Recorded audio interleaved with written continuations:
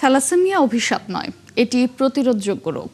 তাই রোগ প্রতিরোধে জনসচেতনতা বাড়ানোর তাগিদ দিয়েছেন সমাজকল্যাণমন্ত্রী ডক্টর এজেডএম জাহিদ হোসেন। রাজধানীর মালিবাগে বিশ্ব থ্যালাসেমিয়া দিবসের আলোচনা সভায় তিনি আরও বলেন, থ্যালাসেমিয়া রোধে সবচেয়ে বড় প্রয়োজন জনসচেতনতা, যা ব্যক্তি বিশেষে নিশ্চিত করতে হবে। এই কারণে বিয়ের আগে রক্ত পরীক্ষার মাধ্যমে থ্যালাসেমিয়া মুক্ত বাংলাদেশ গড়ার আহ্বান জানান তিনি। বলেন, বাহক শনাক্তকরণ এবং জনসচেতনতা বৃদ্ধির মাধ্যমে থ্যালাসেমিয়া মুক্ত বাংলাদেশ গড়ে তোলা সম্ভব।